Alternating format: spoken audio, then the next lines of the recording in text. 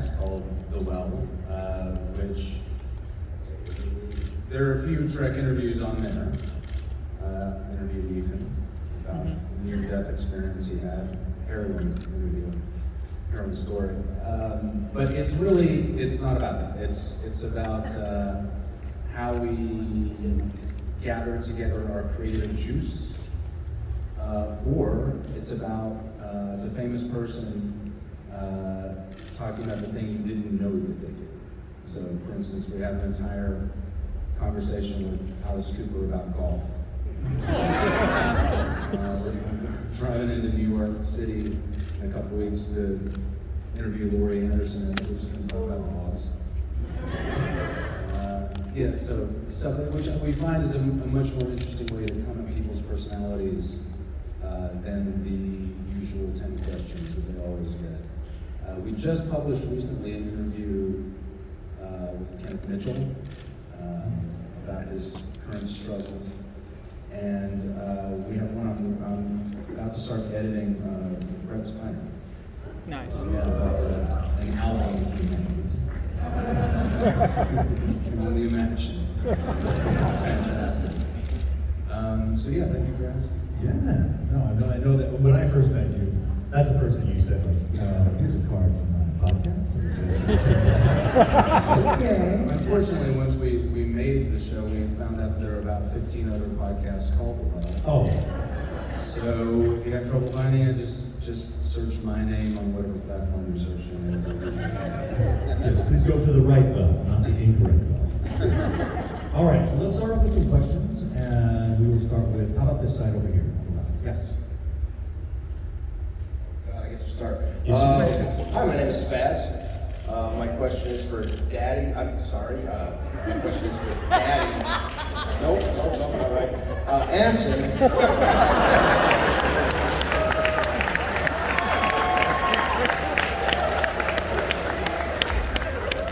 I see what you were going for there. Yeah. So Captain Pike is, in my opinion, the role model of non-toxic masculinity that the world needs right now. And I was wondering if you've had time to think about that, or the legacy that you're building as you're doing it, or you're just thrown into it and hoping it comes out right, and if you have any thoughts on that. Well, first of all, thank you for the compliment. I really appreciate that. I have to say at the outset, I've never liked that term, toxic masculinity, because I think that if something's toxic, it's probably not truly masculine. It's usually some form of insecurity disguised by bravado.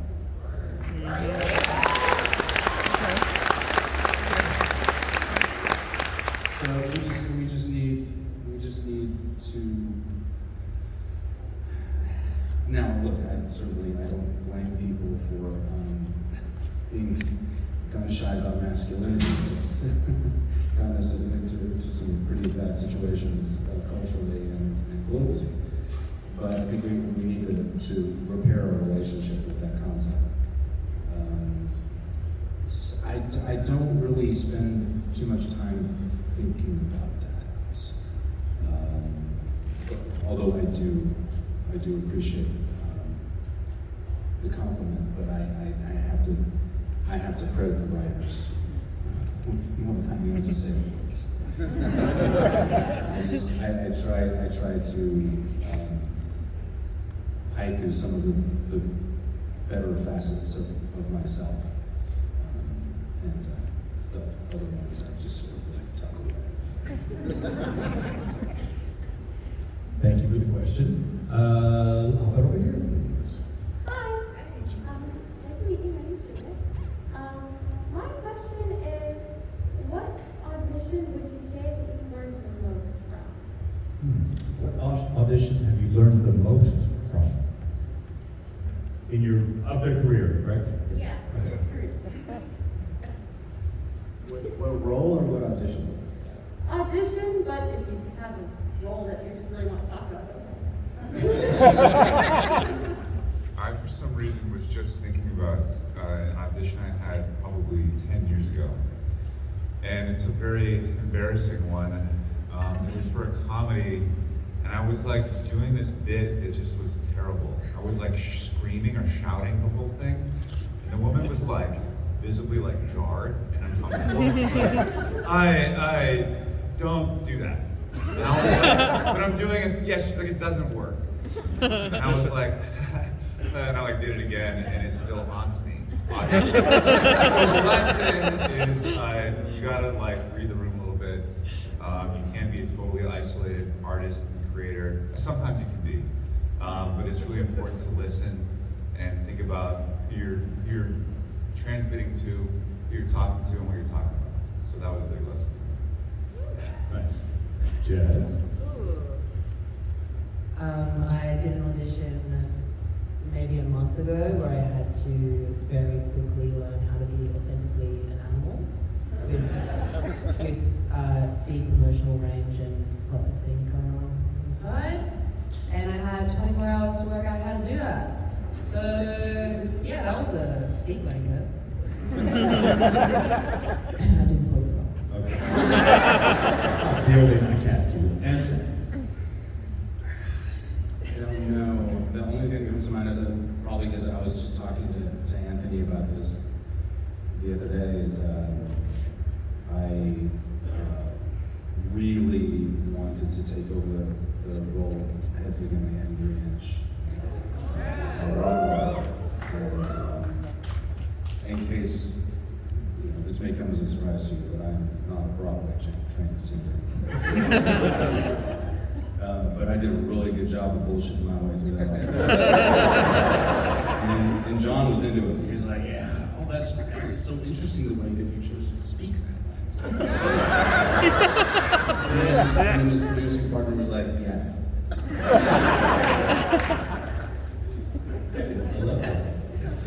Okay, thank you for that question. All right, over here to this side, please. I'd like to say hi again to Ethan and Anson. I just saw you a few days ago in Las Vegas, and you were very nice. And I have a question for you, Anson. Has anyone discussed Captain Pike cookbook by chance? Because I know you're not going to have one. At least after the 2 years, you have a few recipes aired, or Not seriously. we buy it. I know that there may or may not have been a conversation about the possibility of that somewhere somehow. But it's a very broad conversation. But I will mention that you brought that up. There you go. Thank you for that question. Let's head over to this side, please.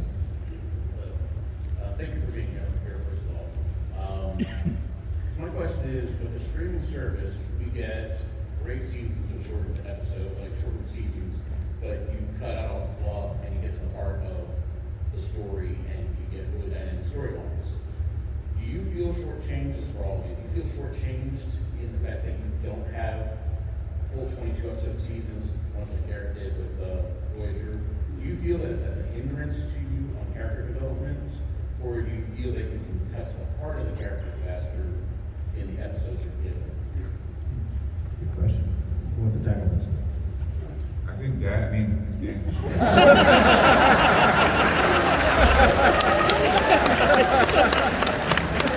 All right. Daddy, you're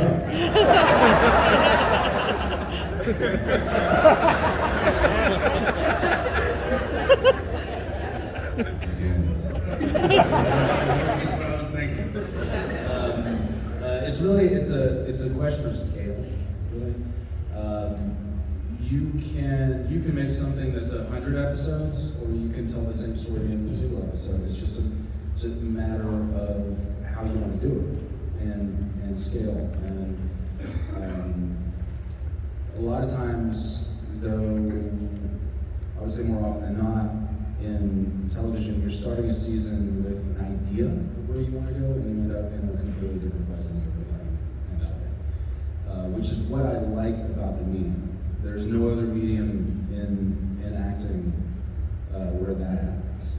And it's a tightrope walk that everybody's on together and has to negotiate together. So usually, we don't have a choice in that. It's just like, the network says, this is what we're gonna pay for, and this is what you're gonna deliver. It is going to be exactly this long. And so we just have to figure out, which is, I like that problem, and having to work it out with other creative minds. Jess?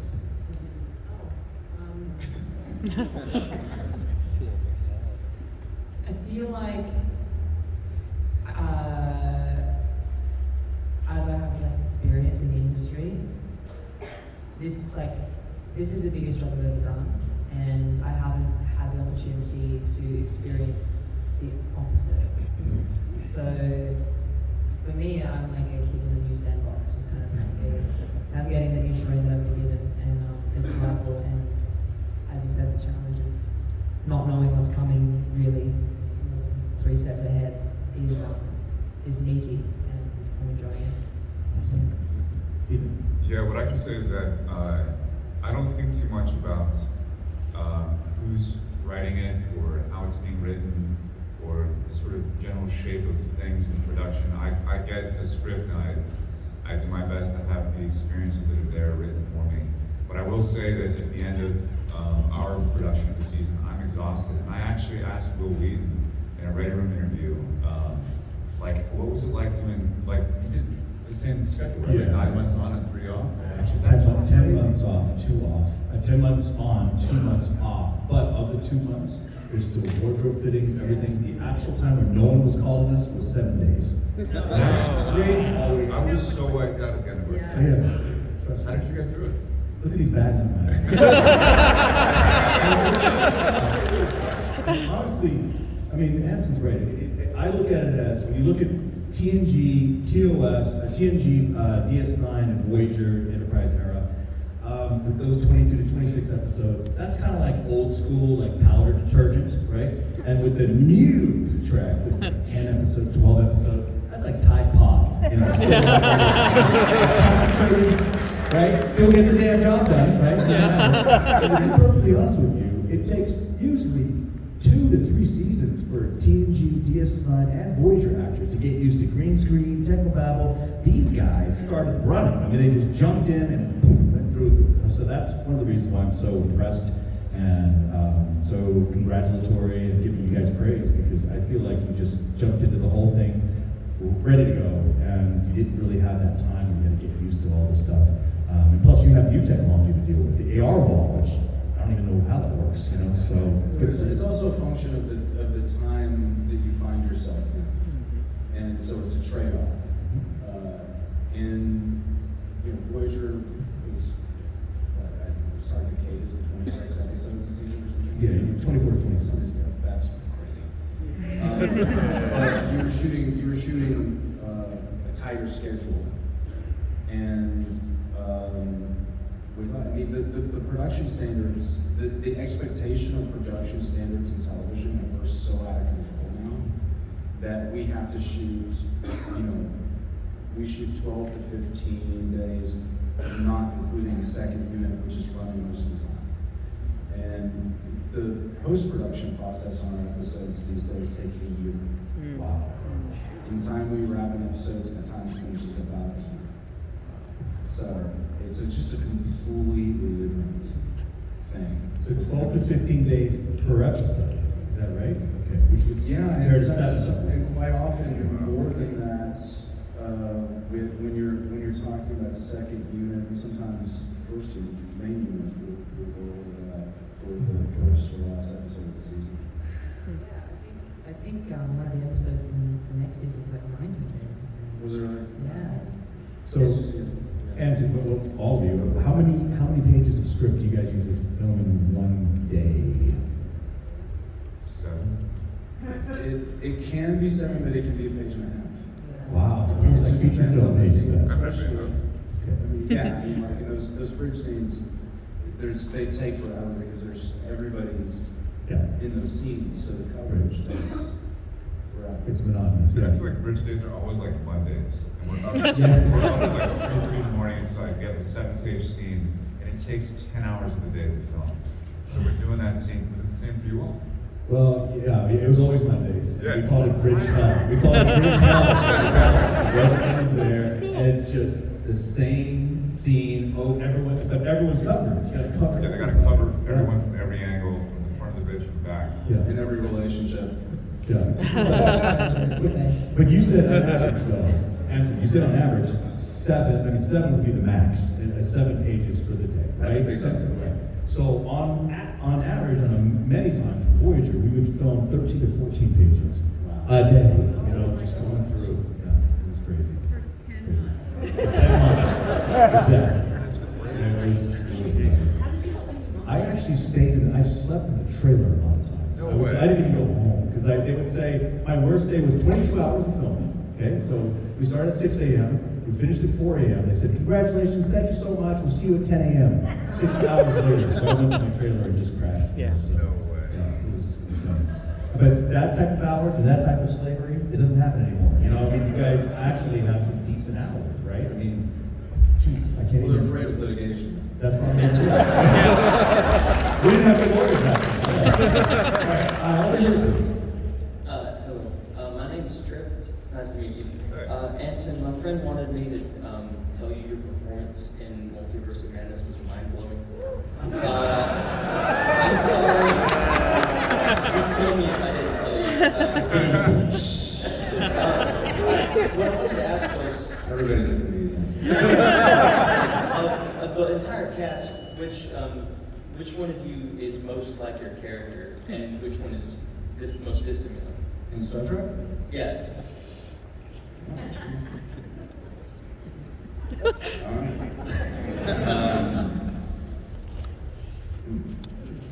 I would say Melissa is the most like Ortegas. Okay. Yeah. Yeah, that's a good call. And maybe Bruce is least like him because he's not an alien.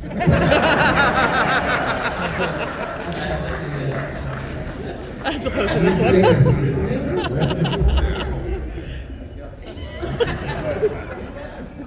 Thank you. Okay, thank you for the question. Hello, David Bowie. How are you? Oh, wow. So obviously you guys are playing massively iconic classic Trek characters that have been reimagined. And I just want to make a comment that, in fact, I don't know how much you had to do with it, but to me, your performance of Spock is how I always imagined it would be. Like, it's the actual balance between this human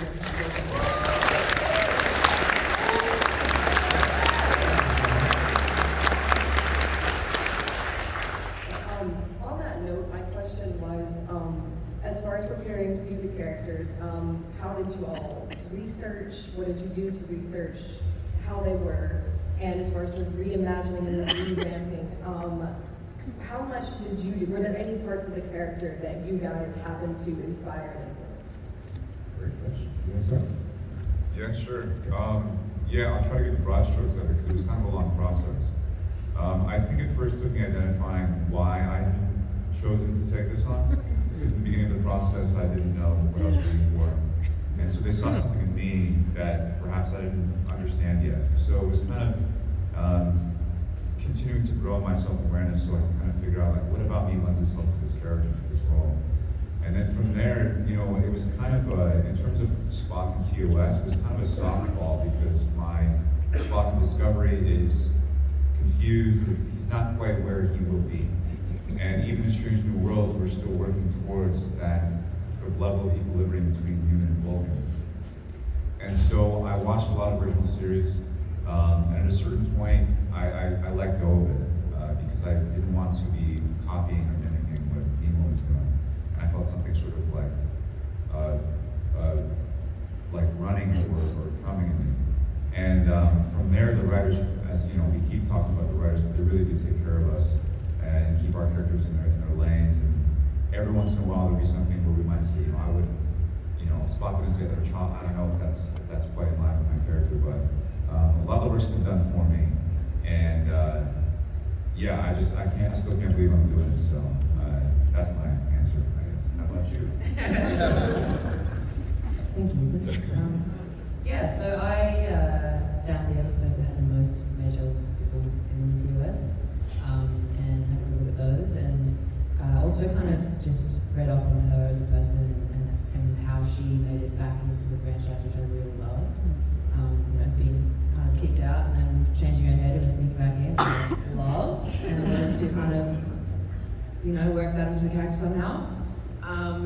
And yeah, so I kind of just distilled the essence of her performance, which I found to be kind of her kind of candid sarcasm vibes, and I used that as a seed to kind of germinate my imagining of her.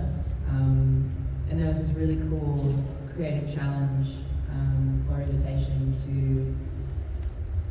imagine who she was at a younger age. So before she'd been maybe more scathed by life, maybe a bit more naive and bright-eyed, and like what kind of curiosity would exist in that space, but then also reimagining her in a much later time in the world where I think a lot more things are possible for women to represent on television.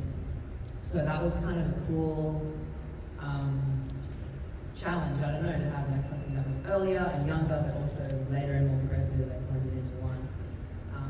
So yeah, that was kind of my process, and it's ongoing. I also do like to read up on different versions of nursing and medical care, so be that Medivac or like traditional nursing, which is really informative, because I think that the situations that we deal with in space are can be quite extreme. So it's good to kind of get a lot of perspectives on care and medicine. Yeah. Awesome. Thank you. I think Ethan had a much bigger challenge than Jess or I had, because there's so little to go on for us. The characters were not that well established. So obviously I went back and watched The Cage, The Menagerie again, and I thought, okay, I guess I'm not going to be doing that.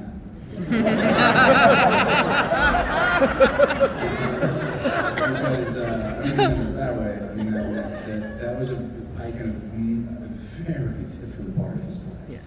Earlier, and if you go back and watch it, like kind of dour and a little solipsistic. And it was clear from the scripts for Discovery that the writers were like, we're not doing that.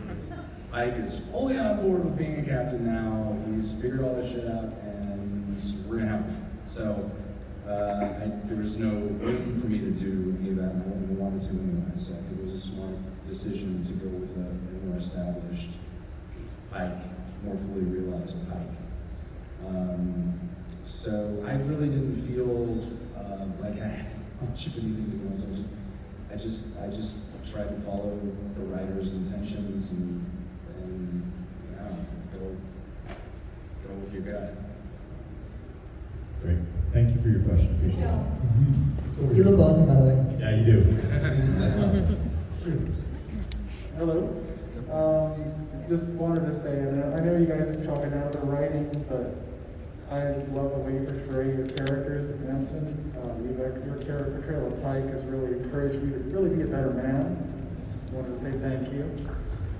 Jess, it was wonderful to watch as Chapel. I love your portrayal of it, and Mr. Ethan, I love your portrayal of Spock, because it actually really helped instill me in a lot of wisdom that honestly I think a lot of people need.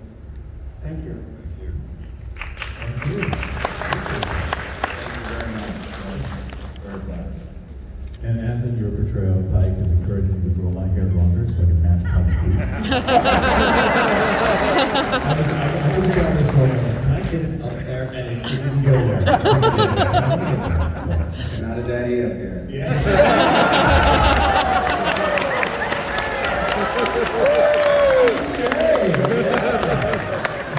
Sassy too. Okay. Just want to give a little perspective before I gave my question. 1975, I'm 7 years old. My father sits me down and says, "Watch this with me," and really clicked with Mr. Spock. Went on to study physics and became a physics teacher. And fast forward to 2022, I'm got a 7-year-old on this side, my 88-year-old father on the other side, and I'm looking at him going, watch this with us. So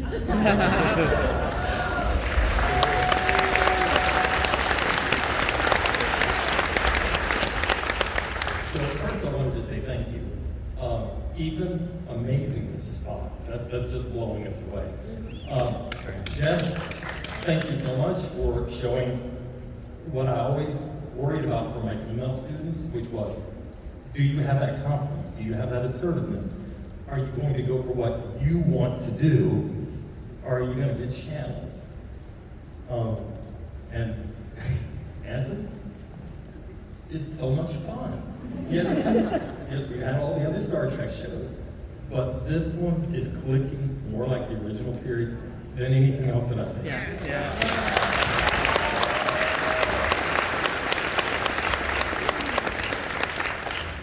So my question now, to put a tremendous burden on all this.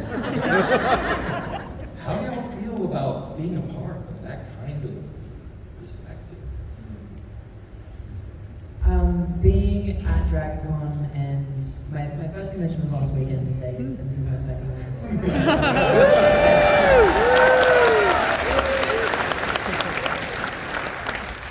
And getting to spend the whole day connecting with you folks and talking and hearing quite a few stories like your own of people who've been watching Trek for their whole lives, and it's a really big part of how they connect with their families and their most dear memories is so special. And it feels like an immense privilege to be part of this community.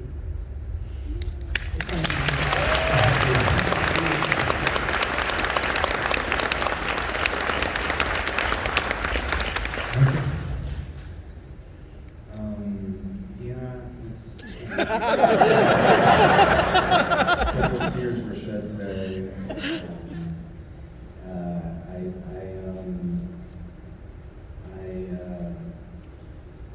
Recruited two new honorary lieutenant commanders to the Enterprise, who are quite deserving, including a young lady today who was recovering from her epilepsy surgery.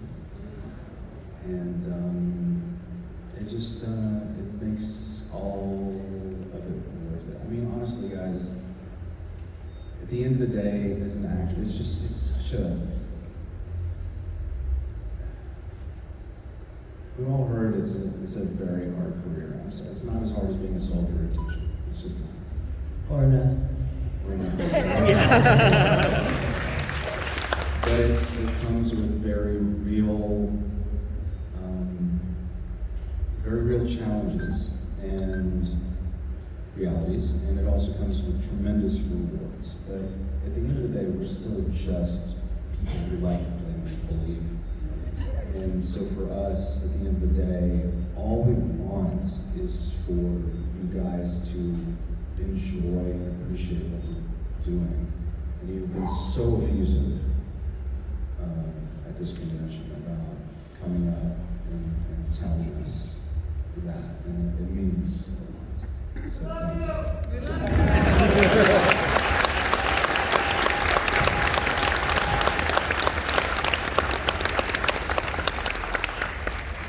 I gotta follow those up.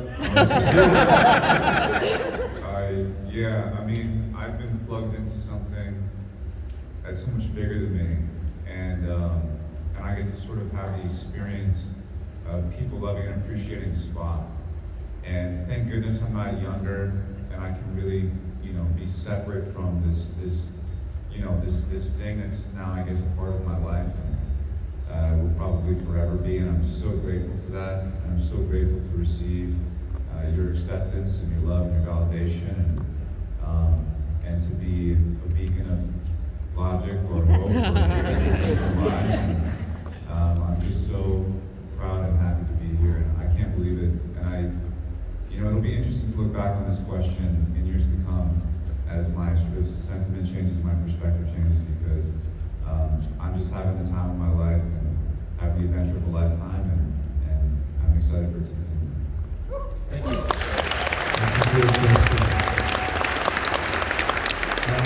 you. since I became Trek Track Director in 2010. You're very good at it, guys. Thank you so much. But I've never, ever become so emotional in multiple panels, literally. So, Wilson Cruz in the Discovery panel made me tear up. Blue Del Barrio earlier in the Discovery panel today made me tear up. Jess Bush made me tear up on her. So it's been a lot of emotional, a lot of feels, really. So it's been really special. So I thank you for that. Okay, let's go over, I think over here. Yes.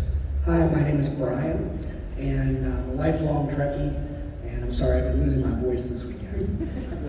I wanted to ask, and this is for all four of you, I know you have watched a lot of Trek over the years, and I'm curious what your favorite episodes are. Nice. Outside your own. Before we answer, could everybody just say hi to my 9-month-old daughter? Okay. It's bath time.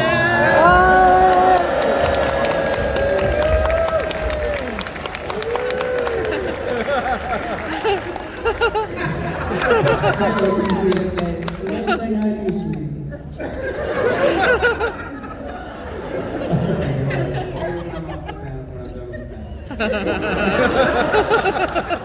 That is adorable. That's the only person authorized to call you daddy.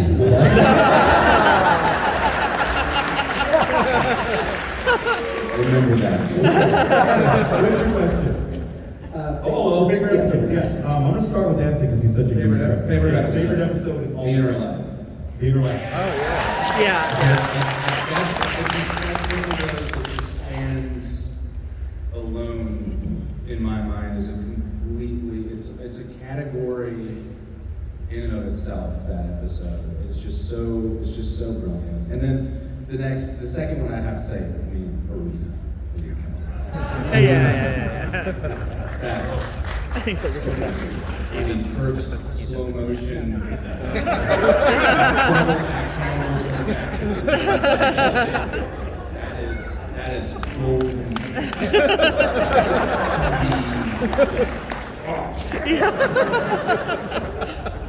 Judge? God damn it. And it's also the inner line. Yeah. I think it's just so deeply affecting. Like it just leaves you spinning at the end of it in a way that's like, it just spun me out in the best way possible. Yeah. That's a tough one. I love Data.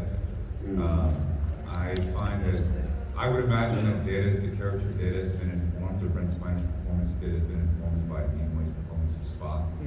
And then I would say that Brent Spiner's performance is informed by my performance of Spock. And so there's this like beautiful circular thing there that at least I experience, or I dream is happening. And so it's Data lore probably.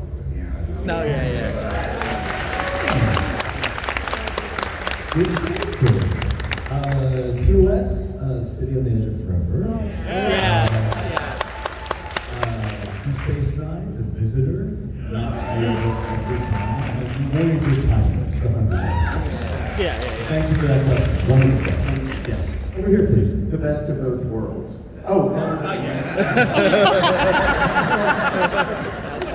First of all, real quick, Garrett, this is my 13th year at Dragoncon, and you bring a unique thing to Trek Track, and thank you for all that you've done for Trek Track. Thank you. I've been part of other tracks, and it's unique to this one at this convention. So. Yeah. Why do you gotta make me cry? Thank you so much. Thank you so much. Ethan, you should show off your shirt more. Yes. It's fantastic. Yeah, that's and funny. My second favorite spot.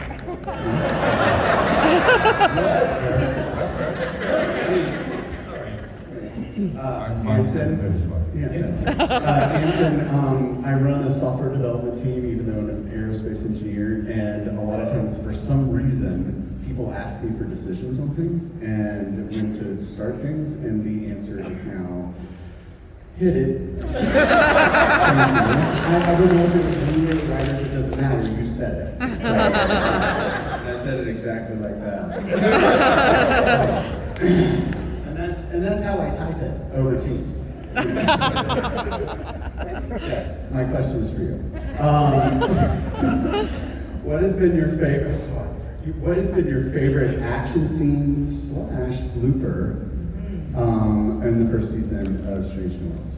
Ooh, in the first season. I mean, Or the second season? I don't know. feels like a trap.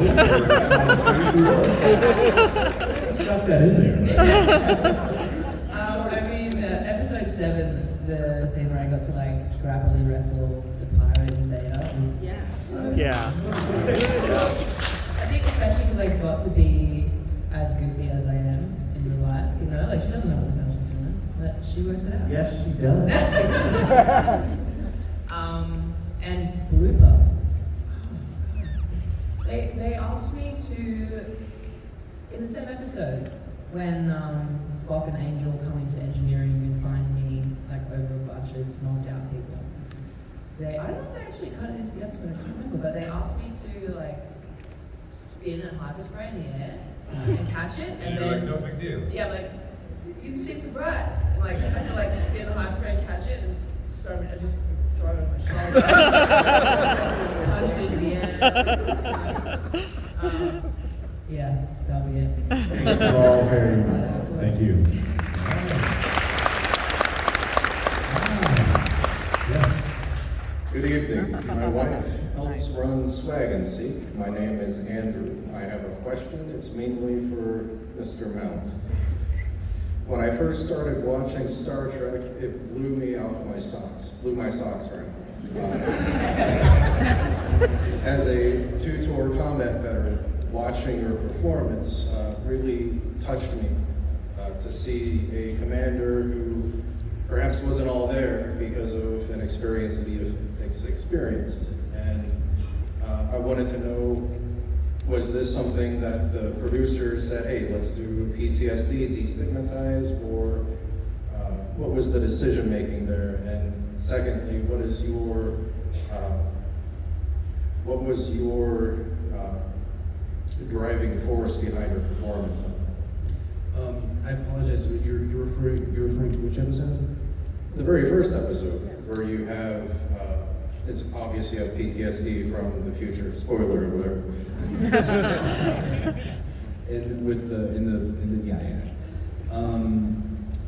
You know, I think my experience spending time with Colin Bohannon in Hell on Wheels came very useful in that episode for several reasons. And that the kernel of Cullen came from my time growing up in rural Tennessee, and a lot of my friends. My father was a combat veteran as well, but from World War II. He was a bit older. But a lot of my friends' fathers were in Vietnam, and they had they just had a real wall, just very thick, stern kind of sadness hidden behind a wall of parents' strength. And that was sort of where I started with Colin. So, yeah, that's a good question. Thank you for asking that. And thank you for your service.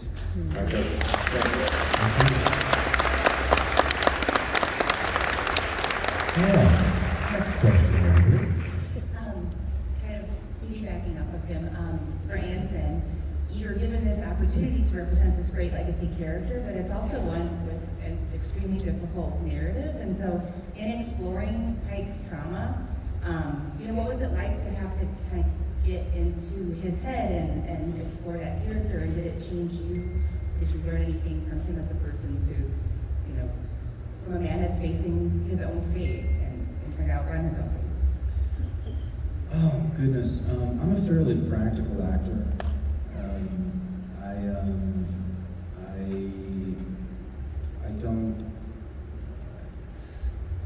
I really have issues with quite often younger actors who feel the need to pontificate on the pain of their own genius.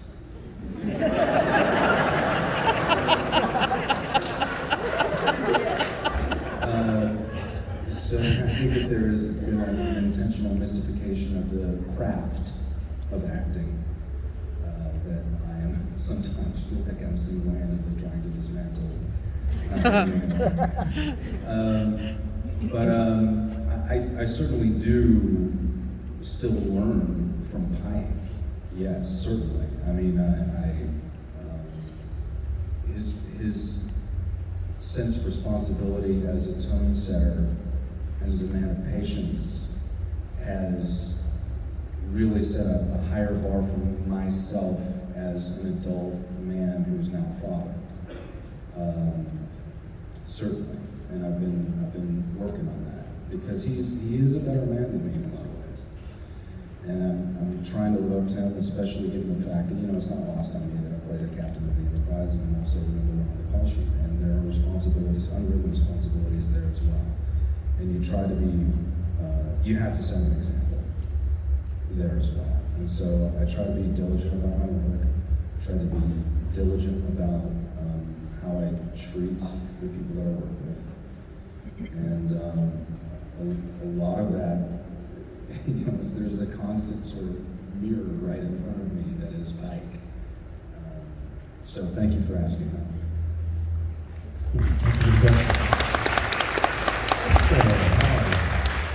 This question is for Space Dad. We're retiring the old title. Previously on this panel, you talked about in yesterday's version of this, you talked about the intro monologue, boldly go, et cetera, all that, and how you guys did the recording process and all that. I love your delivery of how that's done on the intro. Can you talk about the sort of, what did you guys do when did you triangulate that sort of tone that you set for it? Did you shy away from the bombastic Shatner style? Like, how did you go, or did you just do it and not think about it very much? Talk about that. Well, I mean, it was easier for me because the microphones were very different in 1965. Right? I didn't have to shout. And I kind of agree with Shatner. Like, what is it? Like, what are you doing? Is it a log? What is it? So I just try to embody the meaning of the words, and how do you give space to space, right? How do you let that word breathe as an introduction to that thing? You're setting an idea and then following it along. I did bring up the concept of Joe Hawkue with the reporting team. They'd never heard of it, and most Westerners have not. But we were taught this in graduate school that every act of creation has a Joe, a Ha, and a Q. It's a Japanese concept, and the easiest way to explain it is archery. The Joe is picking up the bow. The Ha is preparing to make the shot, and the Q is the release. And so we tried to figure out what was the Joe Hawkue of that speech. And for me, the gold standard, the Q, no pun intended, was Patrick Stewart's rendition. He really punches the end of his in a way that I loved, and I tried to give it a little bit of that, but not overdo it. So I don't know, I hope that answers your question. Anson, on the panel that we had on Friday morning at 10, you talked about your conversation with Bill Shatner about the beginning monologue. Can you share that story, just when you were talking to him? Yeah, so for those of you who weren't there, so he had, just to make the long story short, so when we were recording that, I sort of realized in the middle of it that he was a mover.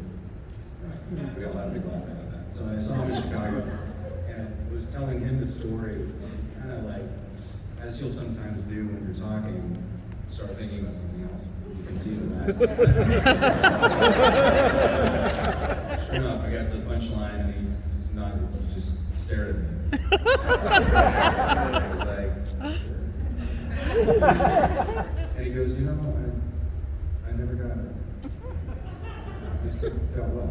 He goes, I don't think I ever got the speech right. And I was like,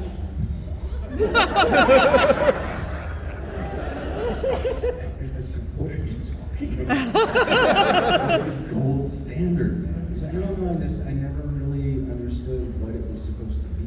I mean, like, is it a captain's log? Is it an interior monologue? And I was like, don't worry about it. It's the opening of a TV show. But he demanded, and apparently he said in pretty much every movie after that, he demanded to re-record the speech. And all just never felt like he got it, which is just so crazy. You know? So you just, it's that, but that's also, you're never really satisfied. You can never really be truly satisfied. There's stories about painters in the, I believe in around the Impressionists and the neo, was it the Raphaelites? That there were painters in more than one. They were caught burglarizing homes. They were caught breaking into homes. It turned out they weren't burglarizing them. What they were doing is they had sold a painting to a patron, and then they became obsessed with something they wanted to fix. Wow. I always love that. It's so true. That's cool. Awesome. Thank you. And let's head over here. This question is for Ethan, but anybody could answer it. So, have any of you ever made any prank phone calls while in character?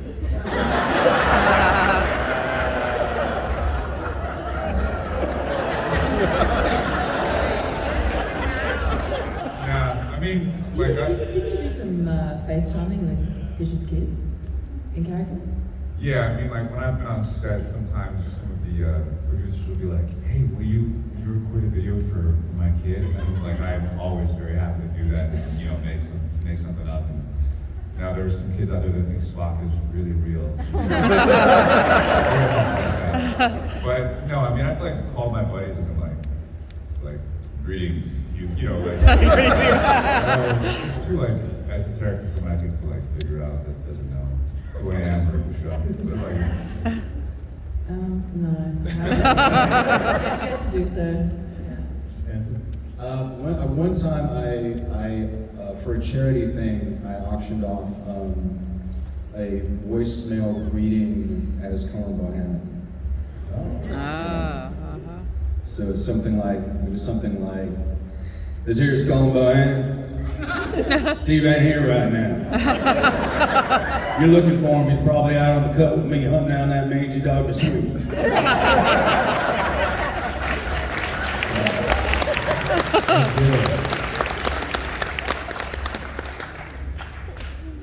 Is that the end of it? Okay, I got it. I just want to throw this in there. Nancy Howard, the actress that plays Samantha Wildman on Voyager, she does the best Janeway ever. And she called me up and left a message, and it was like, she's like, Garrett, it's me, Kate. I'm in trouble. I need your assistance. Oh my God! Something's wrong, Kate. Oh my God, what do we do? Oh, please. I'm gonna that. And then she goes through this long monologue, and at the end she goes, it's Nancy, bye.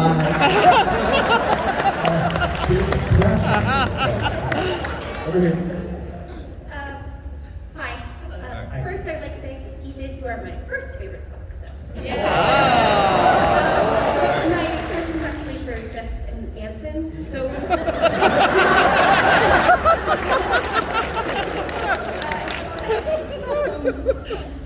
Yeah, so you guys, well, technically you're playing pre-established characters. There's not really as much like expectation of how exactly you're going to play a character. So in a lot of ways, you're pioneering. You're being like the Leonard Nimoy of Nurse Chapel and Pike. And how exactly do you go about that, especially knowing how like important and diverse and all that stuff Star Trek is to so many of us? Thank you. Yeah, sure.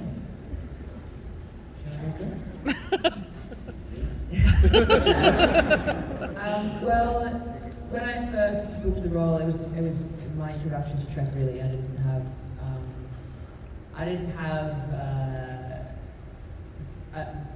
a wide knowledge of how massive Trek is in every sense of the word. So I think in a way that almost benefited me in developing the character with the showrunners and the writers, because I didn't feel pressure in the negative sense. I felt invitation in the fun, curious sense, and I felt very touched and honored that they trusted me with that creative problem. And Kiva and Henry were really open about like where we could take her, and they wanted to play to what they saw as my strengths as a person and my characteristics, which was pretty cool. But yeah, when I booked the role and got on a FaceTime with them both, I was like, okay, who do you want Chapel to be? Like, where are we going with this? And they basically put it back on me. They had some ideas. They had a few points and suggestions about maybe where she grew up and like what her early years were like. But also left it really open to me to get creative with that, which has been such a joy. And like I said before, I felt an immense sense of trust, which is just incredible. Anson? I'm a big believer in the power of responsibility. I've often, for a while, I've thought that the #1 killer in the United States is not heart disease or cancer, it's retirement. Something happens, especially to men for some reason. I'm not sure why that is, but retirement's a real killer. And so I'm very grateful for being in a position where a lot is expected of me. It forces me to keep hold myself to a higher standard, and I don't take that lightly. And I am constantly baffled by the idea that this network and these producers and these writers have entrusted me to this role and kind of just said, okay, go. And didn't feel the need to lord over me, and trusted in my instincts as an actor and as a Trek fan myself. It's such a gift. And every day on set, there's a moment where I cannot believe I'm on set.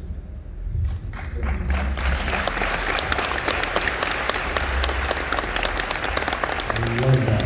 Unfortunately, we're at that time where we're done, unfortunately. So for those of you that have questions, maybe you could go to Walk of Fame. I know that this young man will be back at Walk of Fame right after this.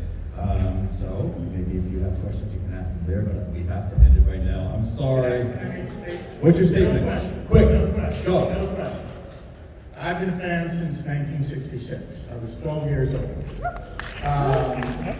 I think what you guys are doing is you're creating your own next generation. And you are bringing Star Trek to kids like me 55 years later. Put your hands together. Guys, we're doing a photo with you guys in the background. So stay here for a second. Stand up. Big way.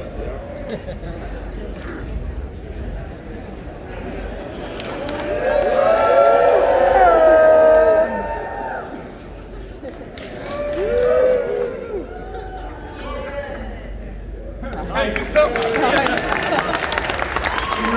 You did that, just push, and that's enough. Thank you, everyone. Ladies and gentlemen, we hope you have enjoyed this panel. We do ask that you please exit through the doors at the rear of the ballroom, the doors that are at the back of the ballroom, not the door you entered in. Please exit through the doors to the rear.